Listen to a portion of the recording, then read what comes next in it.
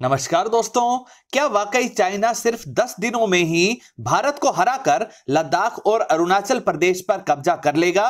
क्या भारत को अमेरिका से नाता तोड़कर चाइना और पाकिस्तान से दोस्ती कर लेनी चाहिए?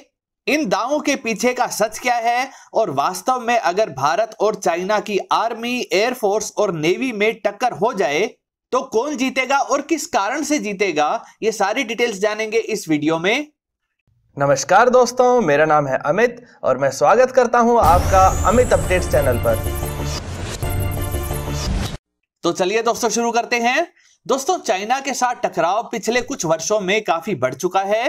अब भारत चाइना को हर मामले में मुंहतोड़ जवाब दे रहा है, फिर चाहे 2017 में डोकलाम का मामला हो या मौजूदा समय में लद्दाख में जारी टकराव ही क्यों ना हो।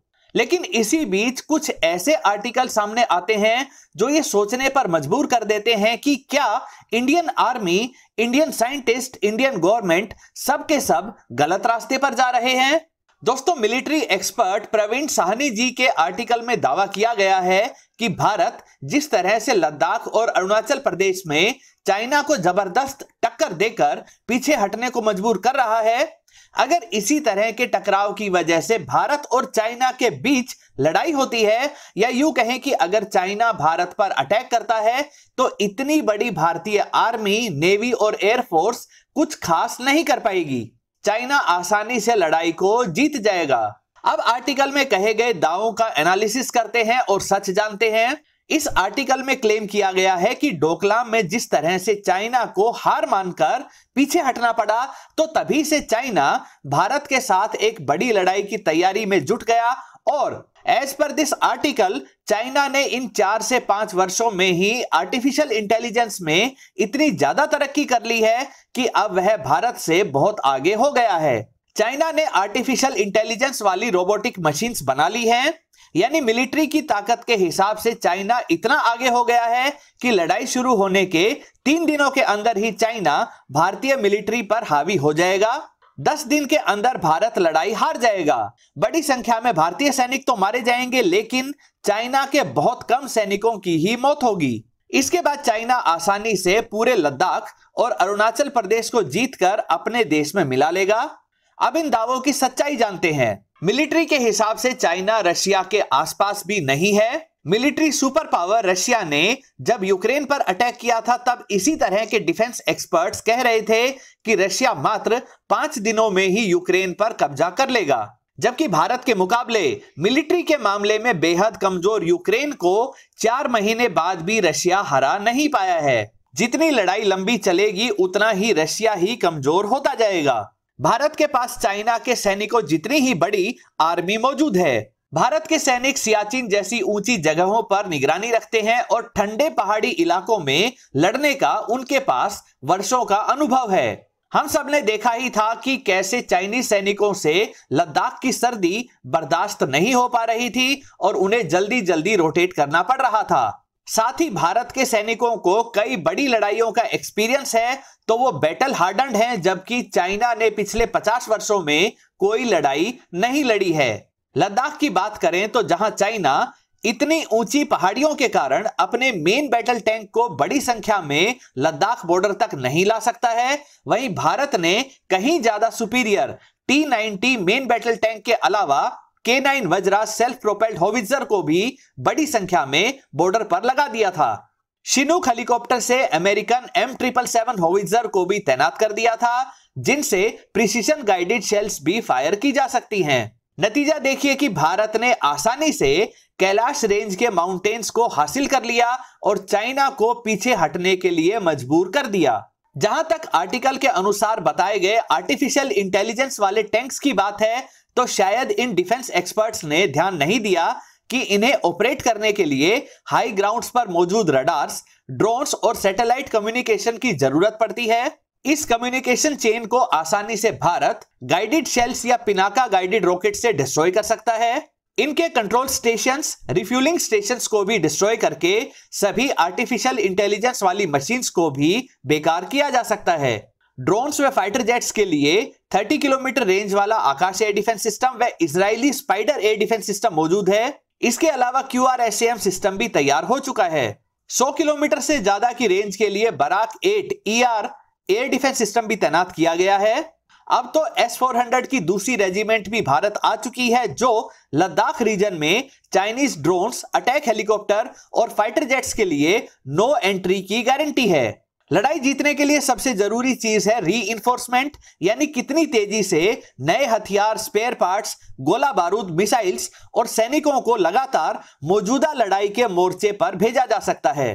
चाइना को रीइंफोर्समेंट लानी पड़ती है मेन चाइना लैंड से, जो हजारों किलोमीटर दूर है।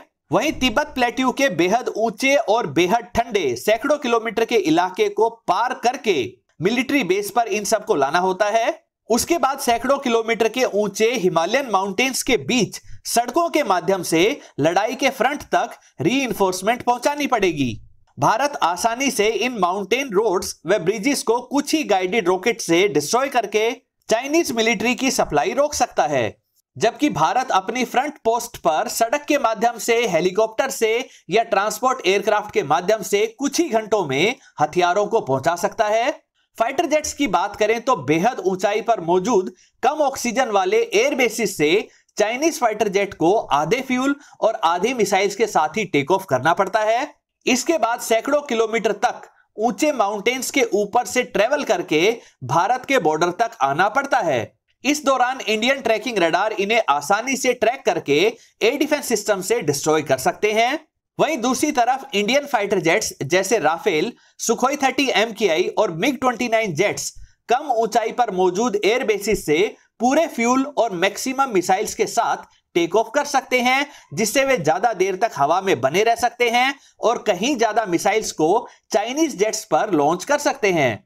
राफेल, जिसमें स्पेक्ट्रा जैसा काउंटर मेजर सिस्टम लगा है और जो throttleable ducted ramjet engine powered Meteor BVR missile से लैस है, तो वहीं सुखोई 30 MKI, जिसमें 450 किलोमीटर रेंज तक जाकर एकदम एक्यूरेसी के साथ टारगेट को डिस्ट्रॉय करने वाली ब्रह्मोस लगी हुई है। इन दोनों फाइटर जेट के कॉम्बिनेशन का कोई तोड़ किसी चाइनीज फाइटर जेट के पास नहीं है। उनके so called stealthy J-20 jets को तो हमारे सुखोई 30 MKI ही आसानी से लॉन्ग रेंज से ही ट्रैक कर लेते हैं। यानी कुल मिलाकर हम कह सकते हैं कि आर्मी और एयरफोर्स के मामले में भारत के पास एक्सपीरियंस, लॉजिस्टिक्स और हिमालयन रेंज की वजह से इतना बड़ा एडवांटेज है जिसे चाइना हरा ही नहीं सकता है। दोस्तों, इस आर्टिकल में चाइनीज नेवी की बात भी की गई है। साथ ही भारत को अमेरिका, ऑस्ट्रेलिया और जापान के साथ बनाए गए क्वाड ग्रुप से भी दूर रहने की एडवाइस दी गई है। चाइनीज नेवी नेवल जहाजों की संख्या के हिसाब से भारत से काफी बड़ी है। लेकिन दोस्तों, चाइना के साथ समस्या यह है कि इसी क्वाड ग्रुप के मेंबर्स यानी कि ऑस्ट्रेलिया, जापान और खास तौर पर अमेरिका को रोकने के लिए चाइना को साउथ चाइना सी में ही अपनी पूरी नेवी को लगाकर रखना पड़ता है। फिर भी एक बार मान लेते हैं कि काफी सारे चाइनीज नेवल जहाज भारत की तरफ इंडियन ओशन में आते हैं, तो मलक्का स्टेट के नैरो पार्ट के मुहाने पर सिर्फ 2 अटैक सबमरीन्स और सी माइंस लगाकर भारत आसानी से चाइनीज नेवी का रास्ता रोक सकता है। फिर भी इस आर्टिकल के हिसाब से मान लेते हैं कि चाइनीज नेवल जहाज इंडियन ओशन में आ जाते हैं, तो उनको काउंटर करने के लिए इंडियन नेवी के पास सैकड़ों की संख्या में नेवल जहाज हैं। INS विक्रमादित्य एयरक्राफ्ट कैरियर मौजूद है, काफी सारी सबमरीन्स हैं और सबसे बड़ा एडवांटेज भारत के पूरे कोस्टल एरियाज और अंडमान निकोबार आइलैंड से ब्रह्मोस और दूसरी एंटीशिप मिसाइल से चाइनीज नेवी को पूरी तरह से घेर कर डिस्ट्रॉय किया जा सकता है। चाइनीज एयरक्राफ्ट कैरियर को डिस्ट्रॉय करने के लिए ही 2000 किलोमीटर रेंज वाली स्पेशल मिसाइल अग्नि प्राइम को भी तैयार किया गया है। पूरे कोस्टल एरियाज और अंडमान निकोबार आइलैंड से हमारे सैकड़ों फाइटर जेट्स मिलकर चाइनीज नेवी को अपना निशाना बना सकते हैं। रॉकेट असिस्टेड टॉर्पीडो को तो 700 किलोमीटर दूर से लॉन्च करके चाइनीज सबमरीन्स को निशाना बनाया जा सकता है। एक चाइनीज नेवल शिप व सबमरीन को ट्रैक करने के लिए ही इतने सारे P-8I एयरक्राफ्ट और सी गार्जियन ड्रोन लिए गए हैं। साथ ही इसी काम के लिए बेस्ट माने जाने वाले MH-60R हेलीकॉप्टर भी अमेरिका से लिए जा रहे हैं। यानी भले ही चाइनीज नेवी हमारी नेवी से बड़ी हो, लेकिन इंडियन ओशन में भारत का मुकाबला नहीं कर सकती है। जिस आर्टिफिशियल इंटेलिजेंस और आउटर स्पेस का डर दिखाया जा रहा है, उसमें भारत काफी आगे आ चुका है। फिर चाहे आर्टिफिशियल इंटेलिजेंस से पावर्ड कॉम्बैट व्हीकल्स हो, ड्रोन्स हो या खुद का नाविक जीपीएस सिस्टम हो। भारत के पास एंटी सैटेलाइट कैपेबिलिटीज भी मौजूद हैं, जिससे चाइनीज सैटेलाइट को डिस्ट्रॉय करके उनके नेविगेशन और निगरानी नेटवर्क को भारत ब्रेक कर सकता है। हाइपरसोनिक मिसाइल्स की बात करें तो भारत के पास भी यह टेक्नोलॉजी मौजूद है और भारत हाइपरसोनिक ग्लाइड व्हीकल का डेमोन्स्ट्रेशन भी कर चुका है। दोस्तों, इस आर्टिकल को आप पढ़ेंगे तो इसमें लिखा है कि चाइनीज हाइपरसोनिक मिसाइल जो ज्यादा पेलोड भी नहीं ले जा सकती है, वो तो भारत को नुकसान पहुंचा सकती है, लेकिन भारत की अग्नि 5 जैसी मिसाइल्स चाइना पर न्यूक्लियर अटैक भी नहीं कर पाएंगी, यानी भारत के न्यूक्लियर हथियार भी काम नहीं आएंगे। सिर्फ इतना ही नहीं, क्वेड ग्रुप से अलग होने की बात का लॉजिक दिया गया है कि अमेरिका तो कमजोर हो रहा है, यानी जिस देश के पास 11 न्यूक्लियर पावर्ड एयरक्राफ्ट कैरियर्स के फ्लीट हैं, जो space technology, GPS navigation, satellite monitoring, stealthy fighter jets, stealthy bomber jet आदि के फील्ड में सबसे आगे है और जो यूनाइटेड नेशंस जैसी संस्थाओं के साथ साथ वर्ल्ड पॉलिटिक्स को डोमिनेट करता है, वह देश तो इस आर्टिकल के राइटर के अनुसार कमजोर देश है। आर्टिकल के राइटर का सुझाव भी देखिए, भारत को अमेरिका से दूरी बनाकर चाइना और पाकिस्तान के साथ दोस्ती रखकर तरक्की के बारे में सोचना चाहिए। मतलब पाकिस्तान और चाइना यानी ऐसे देश जो भारत से बार बार लड़ाई लड़ते हैं, उन्हीं की हां में हां मिलाओ और जो मित्र देश हमारे मिलिट्री और इकोनॉमिक सुपर पावर बनने में सहायता कर रहे हैं, उनसे दूर रहो। क्या गजब का लॉजिक है। जरा सोचिए, यूक्रेन अमेरिका का पार्टनर देश भी नहीं है और उससे अमेरिका को किसी तरह का फायदा भी नहीं होता है। उस यूक्रेन को अमेरिका थोड़े से हथियार देकर रशिया जैसे मिलिट्री सुपर पावर को उलझाए रख सकता है, तो वही अमेरिका भारत जैसे पार्टनर देश को किस किस तरह के ताकतवर हथियार देकर चाइना की क्या हालत करवाएगा। भारत अमेरिका के लिए चीन के खिलाफ तुरूप का इक्का है और सिर्फ भारत की सहायता से ही अमेरिका चाइना को दबाए रख सकता है। और चाइना के खिलाफ लड़ाई में ना सिर्फ अमेरिका बल्कि फ्रांस, इजराइल व रशिया का भी पूरा सपोर्ट भारत को ही मिलेगा। तो जाहिर सी बात है कि अगर चाइना से लड़ाई हुई तो हार चाइना को ही झेलनी पड़ेगी। दोस्तों, चाइना की कमजोरी है उसकी इकोनॉमी और दुनिया के देशों में सामान पहुंचाने वाले सी रूट्स। लद्दाख का बदला लेने के लिए सैकड़ों फेमस चाइनीज ऐप्स को भारत में बैन करके चाइना को अरबों डॉलर्स का नुकसान दिया गया। इनमें टिकटॉक जैसे ऐप्स भी शामिल थे। भारत में चाइना का बहुत बड़ा इन्वेस्टमेंट है, खास तौर पर मोबाइल व इलेक्ट्रॉनिक्स के मार्केट में। हर साल चाइना $100 बिलियन से भी ज्यादा की ट्रेड भारत के साथ करता है। भारत आसानी से इस इन्वेस्टमेंट को बिल्कुल जीरो बनाकर चाइना की इकोनॉमी को जबरदस्त झटका दे सकता है। इंडियन ओशन से गुजरने वाले चाइनीज कार्गो शिप्स को अटैक करके भारत चाइना की ग्लोबल सप्लाई चेन ही काट सकता है। यानी भारत जब चाहे तब चाइना की इकोनॉमी को बर्बाद करने की ताकत रखता है। और यह बात भी स्पष्ट है कि इस काम के लिए America, France, Israel, Japan, south Korea, Australia, European देश और खुद साउथ चाइना सी के देश भी सहयोग करने के लिए तैयार बैठे हैं। यही सब देखकर ही तो चाइना अब शांत बैठा है। दोस्तों, कुल मिलाकर ऐसा प्रतीत होता है कि जानबूझकर ऐसा आर्टिकल छापा गया है ताकि इसे ज्यादा से ज्यादा प्रचार मिले। जानबूझकर भारत को बेहद कमजोर बताया गया है और चाइना को बिगेस्ट सुपर पावर बताया गया है, जो सच्चाई से बिल्कुल अलग है।